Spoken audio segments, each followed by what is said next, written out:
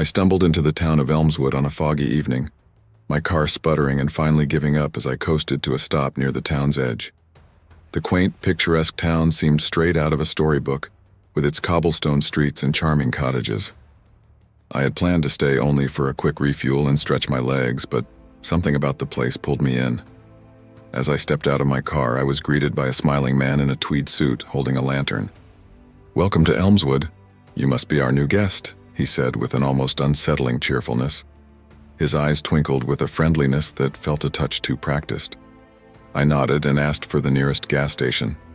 "Oh, we don't have one of those here," he said, his smile never faltering. "But we have a lovely inn where you can stay the night. I'm sure you'll find it most comfortable."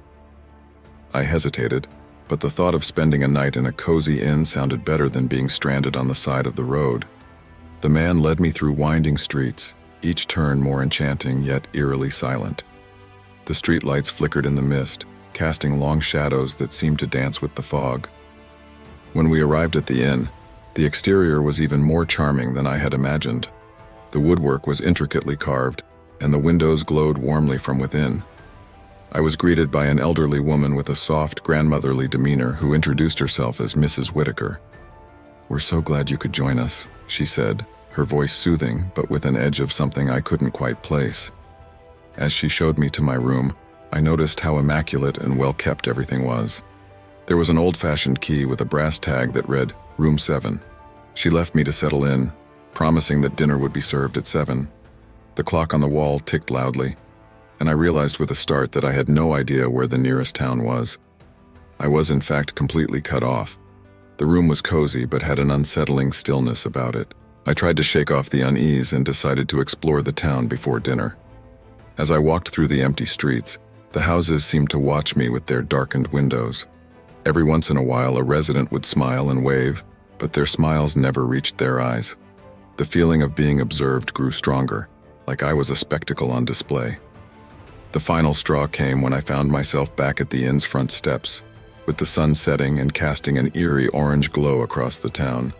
I was about to head inside when I noticed the town's clock tower, standing tall at the square. It was an antique piece with a large, ornate face, but the hands were stuck at 6:59. I was about to inquire about the strange timepiece when Mrs. Whitaker appeared beside me. Her smile was as warm as ever, but her eyes had a hint of something darker. "We're so glad you're here. I hope you're finding everything to your liking," she said, her voice dripping with a welcoming undertone that made my skin crawl. I was about to ask why the clock was stuck when the chime of a distant bell cut me off, echoing through the misty air. It was a mournful sound, like the tolling of a funeral bell. Mrs. Whitaker's eyes flicked toward the clock tower, and her smile tightened for just a moment before she turned away.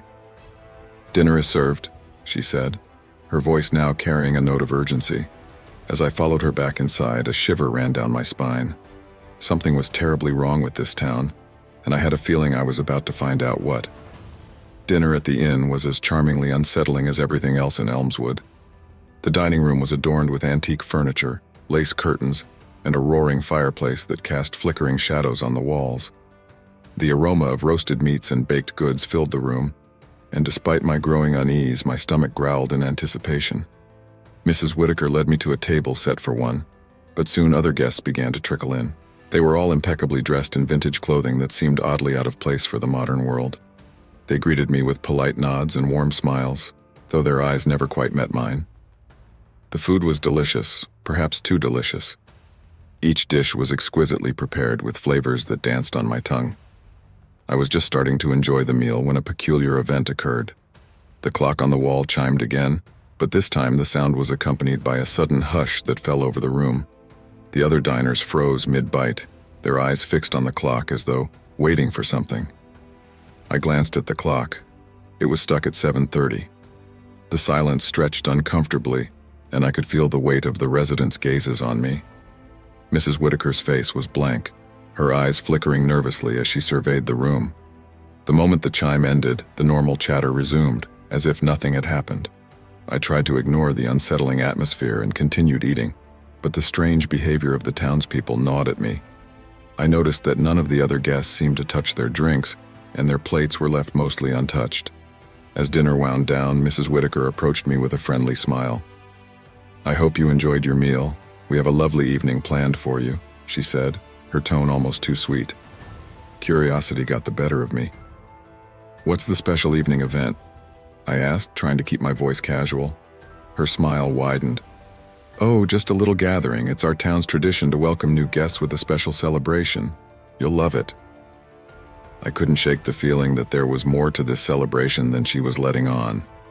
I excused myself from the table and decided to take a walk around the inn, hoping to find something that might explain the town's oddities. As I wandered through the corridors, I stumbled upon a door slightly ajar. Inside was a room cluttered with old photographs and strange artifacts. The walls were covered with pictures of people, some familiar, some not, posed in front of various landmarks in Elmswood. Each photo seemed to capture a moment of perfect happiness, but the eyes of the subjects were hollow, almost vacant. One photograph caught my eye. It was of a group of people gathered around the town's clock tower, their faces obscured by shadows. The date written at the bottom of the photo was the exact day I had arrived in Elmswood. I was examining the photo when I heard footsteps approaching. Panicking, I quickly left the room and retraced my steps back to the dining area. As I approached, I noticed the townspeople beginning to gather in the main hall, their voices hushed and excited. Mrs. Whitaker intercepted me at the entrance. "I'm so glad you could join us," she said, her eyes gleaming with an unsettling intensity. "The celebration is about to begin." I followed her reluctantly into the hall, where the townspeople were forming a circle around a large, ornate table covered with candles and strange symbols drawn in chalk. In the center of the table was a large ancient book bound in worn leather. The air was thick with a sense of anticipation and something darker I couldn't quite place. As the clock struck 8, the townspeople began to chant softly, their voices melding into a haunting melody. The room grew colder and I could see my breath forming in the air. The candles flickered violently, casting eerie shadows that seemed to dance on the walls. I tried to make sense of what was happening, but the chant and the cold made it hard to focus. I noticed that the townspeople's smiles had faded, replaced by solemn expressions as they continued their chant. Feeling a growing sense of dread, I took a step back, but my feet felt rooted to the floor. I was trapped in the circle, surrounded by the chanting residents who seemed to be in a trance. The room grew darker, and the chanting grew louder, enveloping me in an oppressive atmosphere. I couldn't escape. Whatever was happening, I was a part of it now, and the clock kept ticking, marking the passage of time in this strange, confining town. The chanting continued, a rhythmic drone that seemed to vibrate through my bones. I stood frozen, unable to tear my gaze away from the eerie tableau before me. The townspeople's faces were illuminated by the flickering candlelight, their expressions a mix of intense focus and hidden fear. As the chant reached a crescendo, Mrs. Whitaker stepped forward and opened the ancient book on the table. Her hands trembled slightly, and the book's pages, yellowed with age, were filled with cryptic symbols and faded ink. She began to read aloud, her voice weaving through the chant like a dark thread. Suddenly, the room plunged into darkness. The candles extinguished simultaneously, leaving us in a suffocating blackness. The chanting stopped abruptly and a cold breeze swept through the hall, carrying with it a whispering sound that seemed to come from everywhere and nowhere. I heard shuffling footsteps and muffled whispers.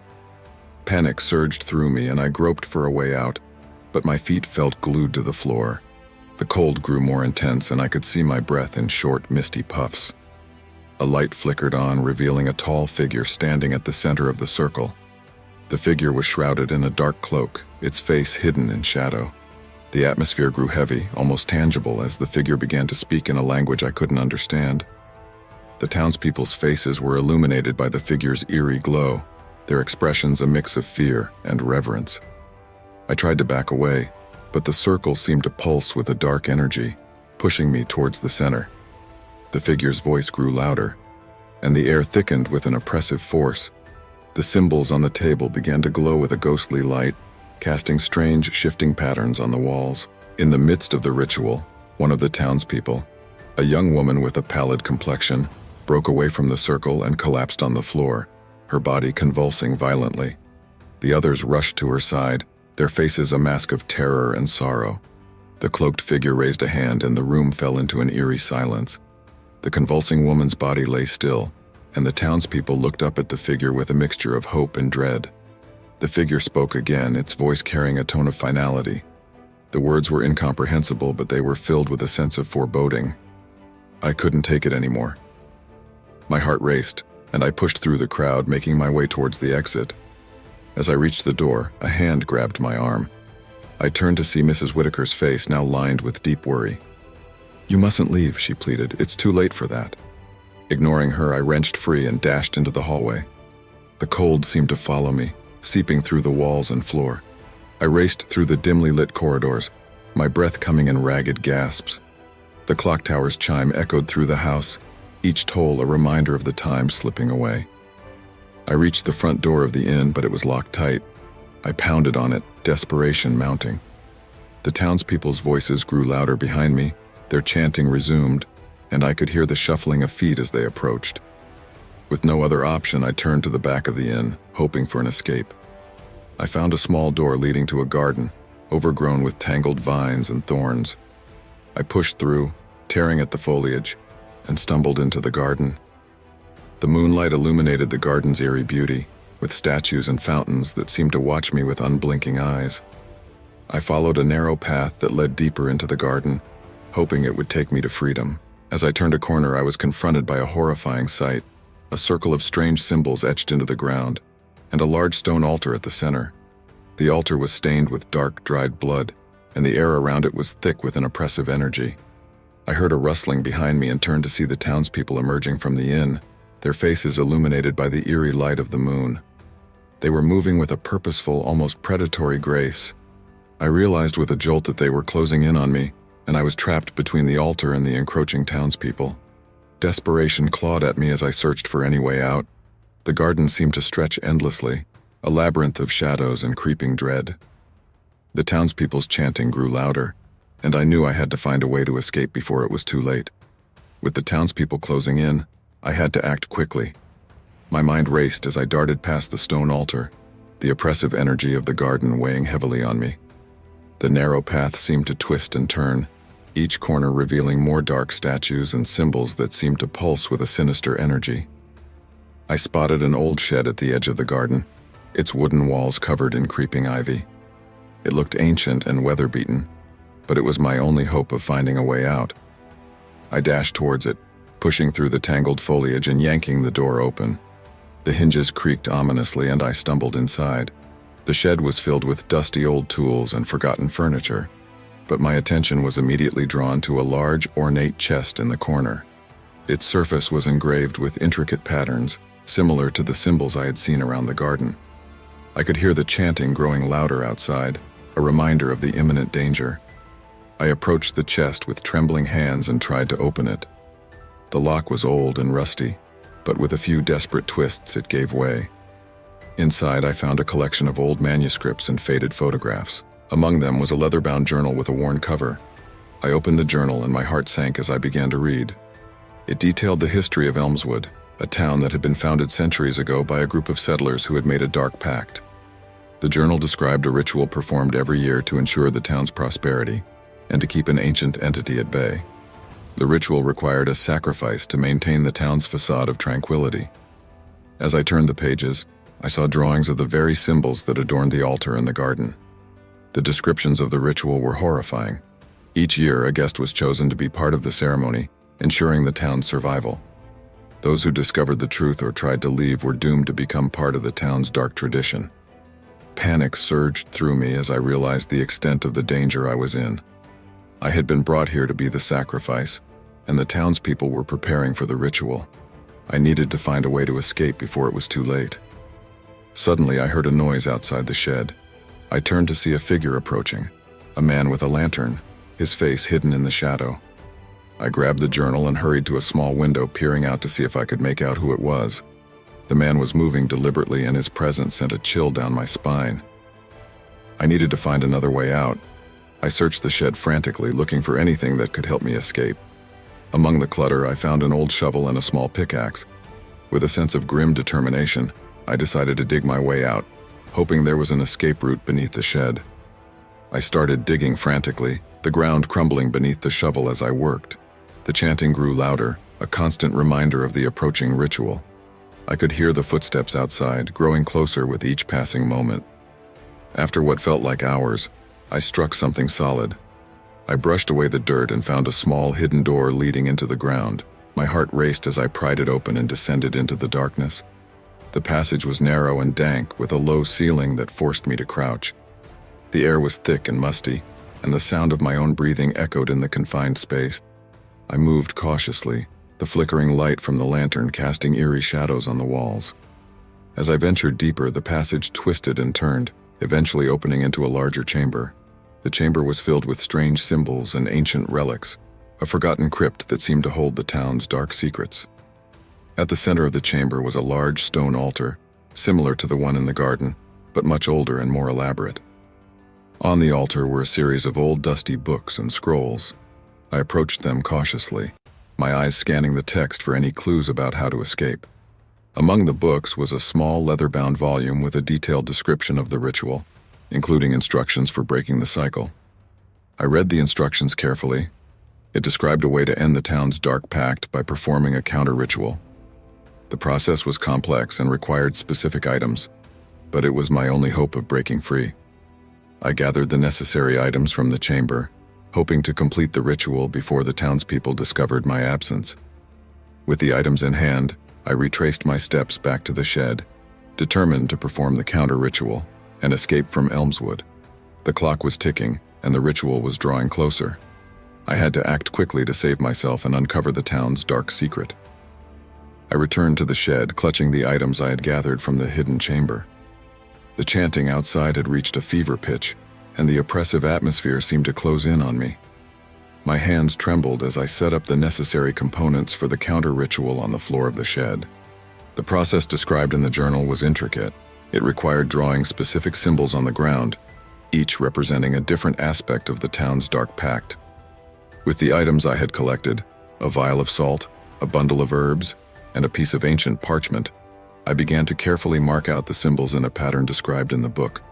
The task was daunting, and the oppressive pressure of the ritual outside made it difficult to concentrate.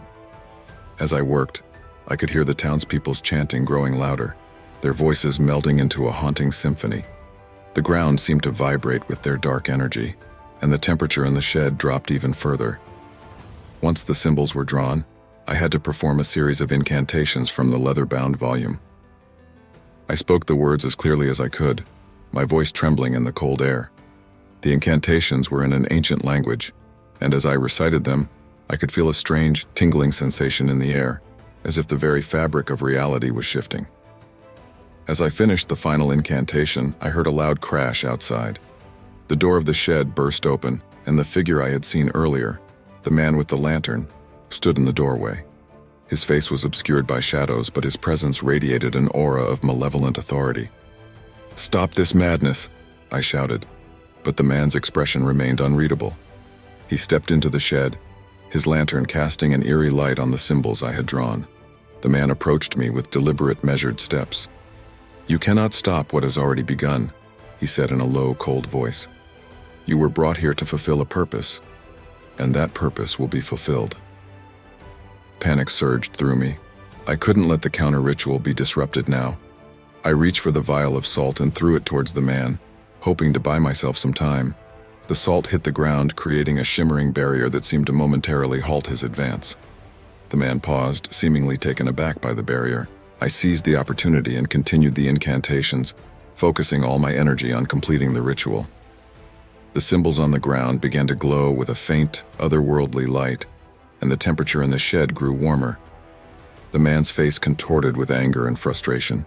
He raised his lantern high, and a gust of wind burst into the shed, extinguishing the light and plunging us into darkness. The chanting outside reached a deafening roar, and I could feel the oppressive force of the ritual trying to push its way into the shed. I scrambled to relight the lantern, my hands shaking. As the light flickered back to life, I saw the man's silhouette looming closer. Desperately, I completed the final incantation, my voice hoarse and strained. The symbols on the ground flared brightly, and a blinding light erupted from them, pushing back against the darkness. The man staggered back, his expression one of shock and fear. The light grew more intense, and I could feel the barrier between the town's dark force and the shed beginning to weaken. The chanting outside grew erratic, as if the ritual was falling apart. With a final forceful shout, I completed the last line of the incantation. The light exploded in a brilliant flash, and the oppressive force of the ritual seemed to dissipate. The man with the lantern vanished into the darkness, and the chanting outside ceased abruptly. Breathing heavily, I collapsed onto the floor of the shed. The oppressive cold had lifted, and the garden outside seemed eerily silent. I looked around, seeing the symbols on the ground had faded, and the items I had used in the counter-ritual lay scattered. I knew I had to leave quickly. The town's dark secret had been revealed, and I had disrupted their ritual, but I wasn't sure what consequences would follow. I gathered the items and made my way back through the garden, my mind racing with fear and uncertainty. As I approached the inn, I saw the townspeople emerging from the front door, their faces pale and anxious. They looked around in confusion, their previous eerie calmness replaced by a palpable sense of dread. I slipped past them and headed towards the edge of town, where the fog was beginning to lift. The oppressive atmosphere of Elmswood seemed to be unraveling, and I could see the distant lights of the highway. With a final, desperate sprint, I reached my car. I fumbled with the keys and started the engine, the sound a welcome relief in the eerie quiet. I glanced back at the town, which was now shrouded in an unsettling, ghostly mist. As I drove away, the haunting memories of Elmswood lingered in my mind. I had escaped, but the darkness of the town would always be a part of me. The chilling realization that I had narrowly avoided becoming part of their sinister tradition would never leave me.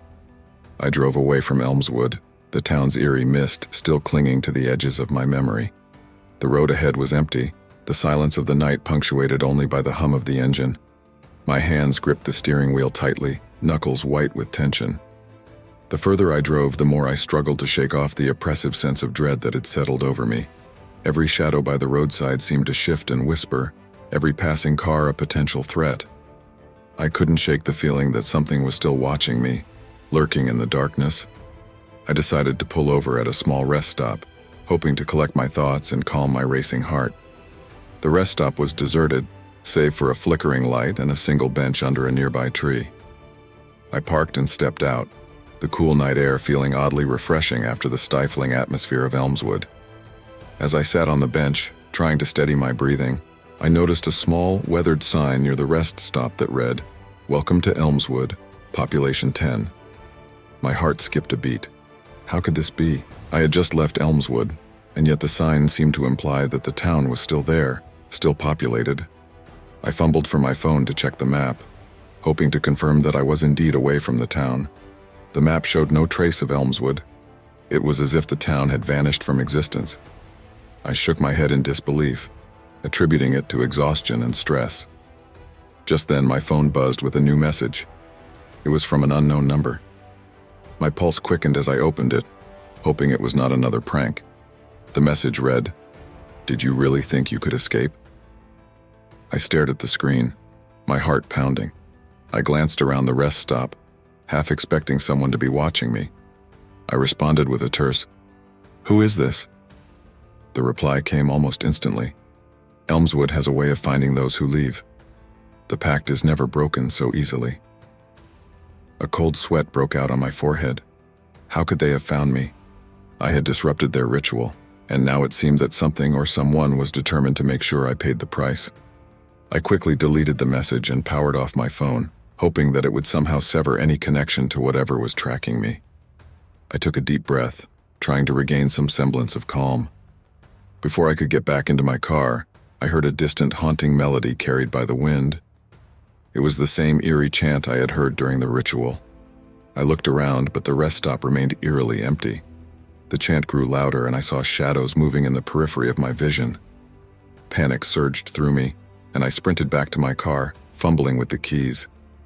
I started the engine and drove off, my mind reeling from the realization that Elmswood's influence was not so easily escaped. As I continued driving, the night seemed to stretch endlessly. The road became a monotonous blur, and my exhaustion began to take its toll. I pulled into a small motel just outside a nearby town, desperate for some rest and safety. The motel was old but clean, and I hoped it would provide a temporary respite from the terror I had experienced.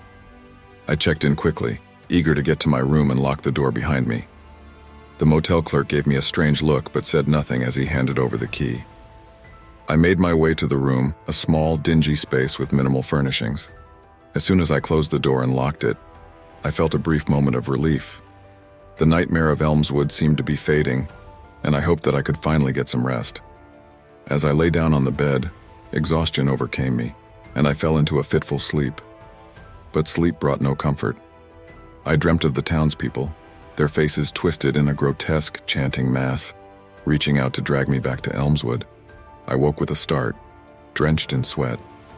The room was dark, and the only sound was the faint hum of the air conditioning. I tried to calm my racing heart, but the feeling of being watched was relentless. I knew that the town's dark grip was still upon me, and that escaping from it might be impossible. The morning light brought little comfort.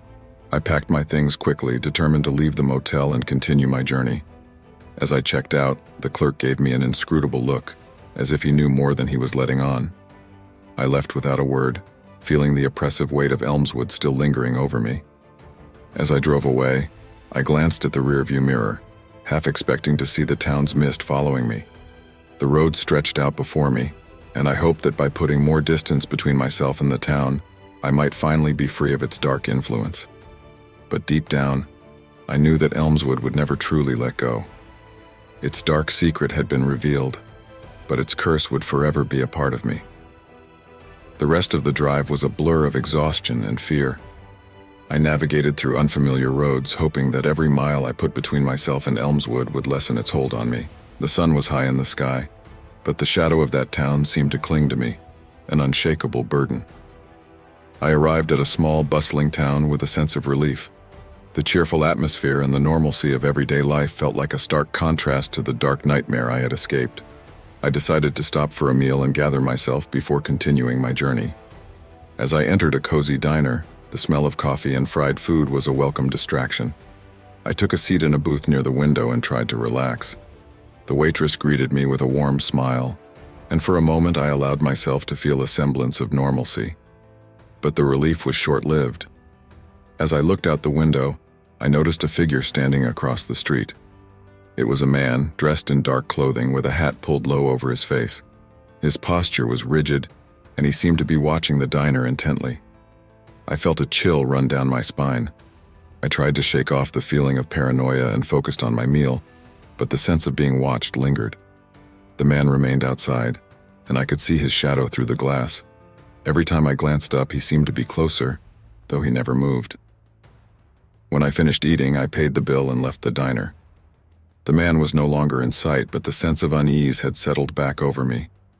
I hurried to my car and drove away, trying to ignore the growing sense of dread that accompanied me. As I drove, I kept an eye on the road behind me, half expecting to see the man following me. The landscape blurred by, and I found myself on a remote stretch of highway, with no other cars in sight. The sense of isolation was palpable, and the oppressive silence was broken only by the hum of the engine. The further I drove, the more I began to doubt my sanity. Had I really escaped Elmswood, or was I merely trapped in another layer of its twisted influence? The paranoia was gnawing at me, making every shadow and every passing car a potential threat. Just as the sun was setting, I spotted a small, run-down hotel by the side of the road. I decided to stop and rest, hoping that a good night's sleep would clear my mind. The hotel's sign was barely legible, and the exterior looked worn and neglected, but I was too exhausted to care. I checked in and was given a key to a room on the second floor. As I made my way down the dimly lit hallway, I noticed that the walls were covered in old, faded wallpaper, and the floorboards creaked under my weight. The room was sparse but functional. I locked the door behind me and sat on the edge of the bed, trying to calm my racing thoughts. The room was quiet, save for the occasional creak of the old building. I was about to turn off the light and try to sleep, when I heard a knock on the door. My heart skipped a beat. Who could it be at this hour? I cautiously approached the door and looked through the peephole, but there was no one in sight. I opened the door slightly, peering into the hallway. It was empty. I frowned and closed the door, feeling a sense of foreboding. I returned to the bed and tried to relax, but sleep eluded me. Around midnight, I heard another knock. This time it was more insistent, and it was accompanied by a low, menacing whisper. The sound seemed to seep through the walls, carrying with it a chilling sense of malice.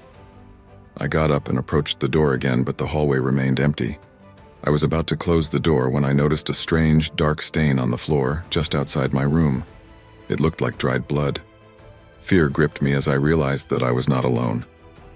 The whispers grew louder and I could hear faint, distorted voices coming from the walls. The room seemed to be closing in on me, and the oppressive atmosphere was reminiscent of Elmswood. I decided to leave the room and find the source of the disturbances. As I stepped into the hallway, the temperature dropped sharply, and I could see my breath in the cold air. The whispers grew more frantic, and the walls seemed to pulse with an otherworldly energy. I followed the whispers to a door at the end of the hallway. It was old and wooden, with a heavy iron lock. The whispers grew louder as I approached, and I felt a compulsion to open the door. I hesitated, but the whispers became almost unbearable. With trembling hands, I turned the key and opened the door.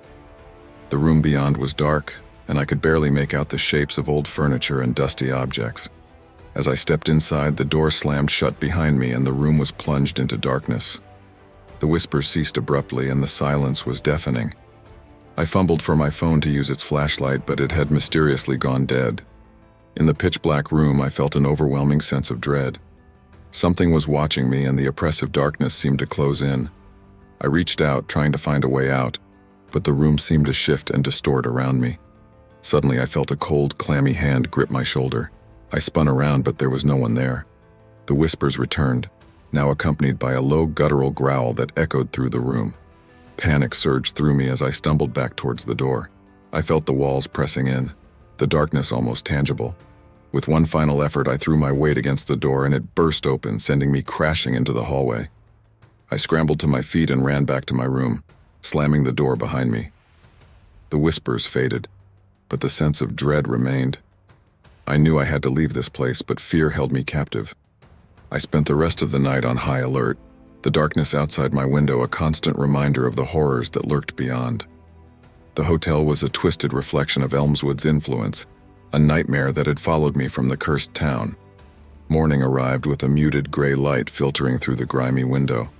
I hadn't slept a wink, the oppressive darkness and whispered threats having kept me awake. I decided that staying at the hotel any longer was too dangerous. I packed my things quickly and checked out, determined to put as much distance between myself and this nightmare as possible. The drive was grueling. My exhaustion made every mile seem endless, and the shadows seemed to grow longer with every passing hour. I needed to find a place to regroup and figure out what to do next. I resolved to head to the nearest city, hoping that the normalcy of urban life would provide a refuge from the sinister forces that seemed to be following me. As I neared the city, I spotted a library and decided to stop, thinking it might be a good place to research the strange events I'd experienced. I needed answers, and the library's quiet environment offered a brief respite from the constant fear that plagued me. Inside the library, I immersed myself in research, poring over old records and local histories. I found a section dedicated to local legends and discovered a wealth of information about Elmswood. The more I read, the more I realized that the town's curse was older and darker than I had imagined. Elmswood was not merely a town with a dark secret. It was the epicenter of a malevolent force that had been feeding on the fear and suffering of its inhabitants for centuries. The town's pact was not just a ritual. It was a binding agreement with an ancient entity that thrived on human despair. I came across a final, chilling revelation. The entity's power was tied to the town's ability to draw people in and trap them. Once someone became aware of the town's secret, the entity would not rest until it had reclaimed them, ensuring that they became a part of its ever-growing collection of souls. As I absorbed this horrifying information, I felt a presence behind me. I turned to see a librarian watching me intently. Her eyes were sharp and knowing, and she had an unsettling calm about her. "Searching for answers?" she asked softly. I nodded, feeling a shiver run down my spine. I need to know how to stop it, how to break free. The librarian's gaze was piercing. Elmswood's curse is not easily undone. The entity does not let go of those who have glimpsed its true nature. The only way to truly escape is to confront it directly, but be warned, the consequences are dire. Her words echoed in my mind as I left the library. The realization that confronting the entity was the only option left me feeling both desperate and determined. I needed to face the entity, end the curse, and free myself from its grasp. I returned to the motel, the sense of dread that had accompanied me throughout the journey now an almost palpable presence. I knew that my encounter with the entity was inevitable, and that the town's dark influence had not truly been left behind.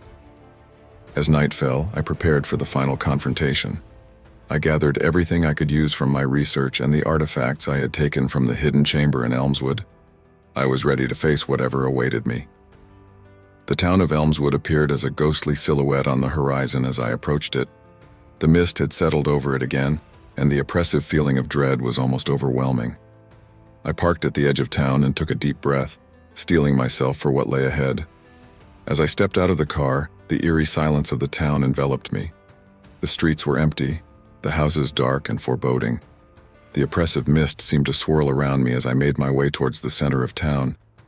The stone altar in the garden was still there, its dark power palpable.